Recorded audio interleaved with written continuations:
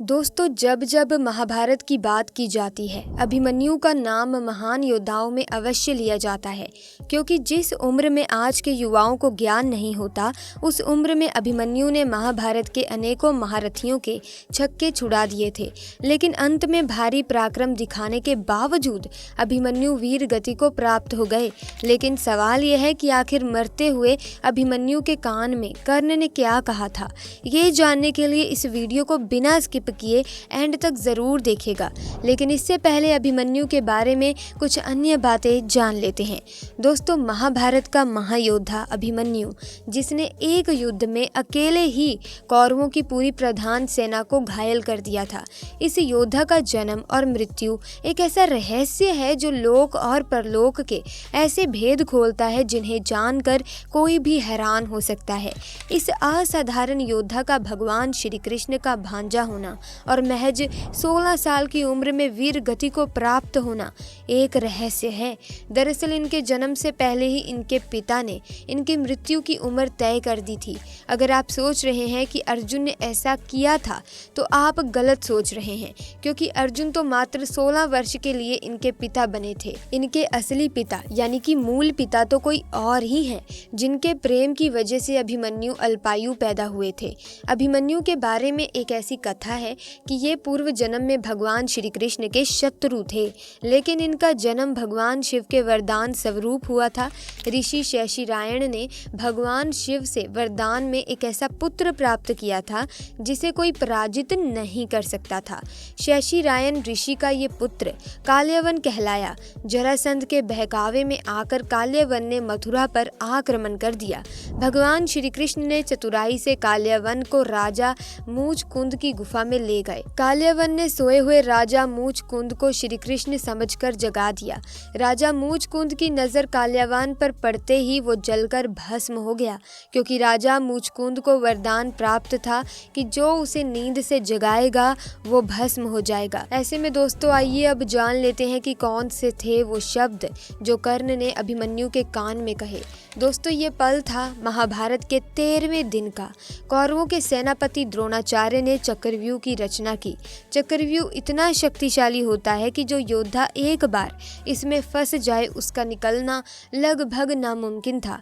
कौरवों की ओर से सबने मिलकर एक षड्यंत्र बनाया कि वो अर्जुन को इस चक्रव्यूह में फंसाकर चारों तरफ से हमला करेंगे, और अगर अर्जुन मारे जाएंगे तो पांडव अपने आप युद्ध हार जाएंगे। लेकिन उस चक्रव्यूह में अर्जुन नहीं फंसे, बल्कि खुद उस चक्रव्यूह को भेदने पहुंचे अभिमन्यु। भगवान महादेव से मिले खास वरदान के तौर पर जयधर ने चारों पांडवों को चक्रव्यूह के बाहर ही रोक दिया और उस चक्रव्यूह में प्रवेश किया। अभिमन्यु ने, जैसा कि हम सब जानते ही हैं कि अभिमन्यु ने सुभद्रा के पेट में ही चक्रव्यूह के अंदर प्रवेश करना सीख लिया था और उन्होंने इसी का फायदा उठाया। वो इस चक्रव्यूह में प्रवेश कर गए। उन्होंने न सिर्फ गुरु द्रोणाचार्य बल्कि कृतवर्मा, कृपाचार्य, कर्ण, दुर्योधन सभी को परास्त कर दिया था। चक्रव्यूह में घुसते ही उन्होंने हाहाकार मचा दी। उन्होंने द्रोणाचार्य के धनुष को काट दिया। देखते ही देखते कर्ण के ऊपर 8, कृतवर्मा के ऊपर 5 और शकुनी को 22 बार बाण मारे। यहाँ तक कि दुर्योधन, दुशासन और कृपाचार्य ने जब अभिमन्यु को देखा तो उनकी हिम्मत नहीं हुई कि वो अभिमन्यु का सामना कर सके। इसी बीच दुर्योधन के पुत्र लक्ष्मण और अभिमन्यु का भी युद्ध हुआ, जहाँ अभिमन्यु ने एक ही तीर से लक्ष्मण के सिर को धड़ से अलग कर दिया। देखते ही देखते दुर्योधन बहुत क्रोधित हो उठा और उसने कर्ण से गुजारिश की कि सूर्यास्त होने से पहले ही इस बालक को हमें मिलकर मारना होगा। अभिमन्यु ही अकेला एक ऐसा योद्धा था जिसने एक साथ 8 से भी ज्यादा योद्धाओं को परास्त किया था। दोस्तों, जब द्रोणाचार्य को भी इसके बारे में एहसास हुआ तब उन्होंने कर्ण से भी कहा कि इस बालक के धनुष को हमें छुड़ाना होगा। अगर इस बालक के हाथ में धनुष रहा तो सूर्य अस्त होने से पहले ही पूरी कौरव सेना का नाश हो जाएगा। इसीलिए मौके का फायदा उठाकर कर्ण ने अभिमन्यु का धनुष काट दिया। अश्वत्थामा ने उसके रथ के टुकड़े कर दिए। फिर क्या, 16 साल के बालक के ऊपर 8 से भी ज्यादा महारथी टूट पड़े, लेकिन लगातार बार बार अभिमन्यु सभी को परास्त कर आगे बढ़ते जा रहे थे। उसके बाद सभी महारथियों ने एक एक करके अभिमन्यु के ऊपर कई सारे बाण छोड़े, जिस वजह से अभिमन्यु लहूलुहान हो गए। लेकिन फिर भी उन्होंने रथ का पहिया उठाकर युद्ध शुरू रखा और तभी वो क्षण आया जब अभिमन्यु के समक्ष पहुंचे स्वयं कर्ण और कर्ण ने उन्हें धराशाही कर दिया। कर्ण ने अभिमन्यु को अपने पास रखा और फिर उनसे कहा, हे वीर अभिमन्यु, विश्व के सर्वश्रेष्ठ धनुर्धर बनने की प्रतिस्पर्धा सिर्फ और सिर्फ मेरे और अर्जुन के बीच थी, लेकिन तुमने आज इतना पराक्रम दिखाया कि मैं चकित रह गया। तुमने ये ताज हमसे छीन लिया है। अब दुनिया कहेगी कि इतने सारे महारथियों ने मिलकर एक अकेले बालक का वध कर दिया। अब तुम इस नर्क रूपी संसार को छोड़कर हमेशा के लिए स्वर्ग चले जाओ पुत्र। यही वो शब्द थे जो स्वयं कर्ण ने अभिमन्यु के कान में कहे थे और उसके बाद कर्ण ने अभिमन्यु का वध कर दिया। इस तरह एक महान योद्धा जो मात्र 16 वर्ष का था, जिसने कौरवों के 8 से भी ज्यादा महारथियों को धूल चटा दी थी, वो अब स्वर्ग की तरफ प्रस्थान कर रहा था। सभी जानते हैं कि अभिमन्यु चक्रव्यूह में फंसकर इसीलिए मारे गए थे क्योंकि उन्हें चक्रव्यूह को भेदना नहीं याद था, लेकिन इसके अलावा 4 कारण ऐसे थे जिसके चलते अभिमन्यु मारे गए। नंबर 1, कृष्ण की चाल। भगवान श्री कृष्ण की नीति के चलते अर्जुन के पुत्र अभिमन्यु को चक्रव्यूह को भेदने का आदेश दिया गया। ये जानते हुए भी कि अभिमन्यु चक्रव्यूह भेदना तो जानते हैं लेकिन उससे बाहर निकलना नहीं जानते। अभिमन्यु के चक्रव्यूह में जाने के बाद उन्हें चारों ओर से घेर लिया गया। घेर कर उनकी जयद्रथ सहित 7 योद्धाओं द्वारा निर्मम तरीके से हत्या कर दी गई, जो कि युद्ध के नियमों के विरुद्ध था। कहते हैं कि श्री कृष्ण यही चाहते थे। जब नियम एक बार एक पक्ष तोड़ देता है तो दूसरे पक्ष को भी इसे तोड़ने का मौका मिलता है। नंबर 2, अन्य योद्धा अभिमन्यु के साथ नहीं जा पाए। प्रारंभ में ही यही सोचा गया था कि अभिमन्यु चक्रव्यूह को तोड़ेगा और उसके साथ अन्य योद्धा भी उसके पीछे से चक्रव्यूह में अंदर घुस जाएंगे, लेकिन जैसे ही अभिमन्यु घुसा और चक्रव्यूह फिर से बदला और पहली कतार पहले से ज्यादा मजबूत हो गई तो पीछे के योद्धा भीम, सात्यकी, नुकुल, सहदेव और कोई भी अंदर घुस ही नहीं पाया। युद्ध में शामिल योद्धाओं में अभिमन्यु के स्तर के धनुर्धर 2-4 ही थे, यानी थोड़े ही समय में अभिमन्यु चक्रव्यूह के और अंदर घुसता तो चला गया लेकिन अकेला, उसके पीछे कोई नहीं आया। नंबर 3, लड़ते लड़ते थक जाना।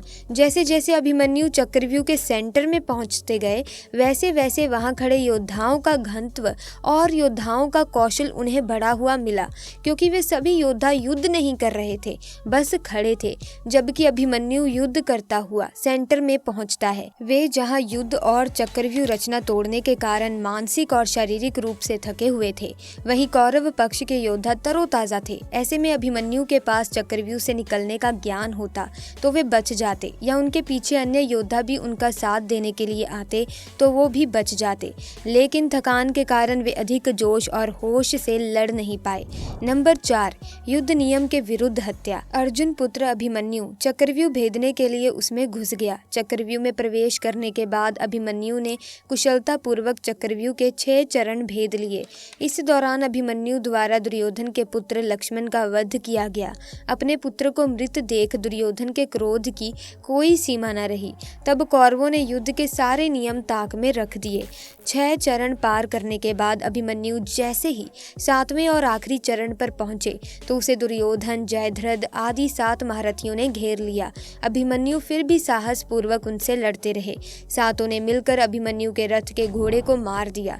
फिर भी अपनी रक्षा करने के लिए अभिमन्यु ने अपने रथ के पहिए को अपने ऊपर रक्षा कवच बनाते हुए रख लिया और दाएं हाथ से तलवारबाजी करता रहा। कुछ देर के बाद अभिमन्यु की तलवार टूट गई और रथ का पहिया भी चकनाचूर हो गया। अब अभिमन्यु निहत्था था। युद्ध के नियम के तहत निहत्थे पर वार नहीं करना था, किंतु तभी जयद्रथ ने पीछे से निहत्थे अभिमन्यु पर जोरदार तलवार का प्रहार किया। इसके बाद एक के बाद एक 7 योद्धाओं ने उस पर वार कर दिए। अभिमन्यु वहां वीरगति को प्राप्त हो गया। अभिमन्यु की मृत्यु का समाचार जब अर्जुन को मिला तो वे बेहद क्रोधित हो उठे और अपने पुत्र की मृत्यु के लिए शत्रुओं का सर्वनाश करने का फैसला किया। सबसे पहले उन्होंने कल की संध्या का सूर्य ढलने के पूर्व जयद्रथ को मारने की शपथ ली।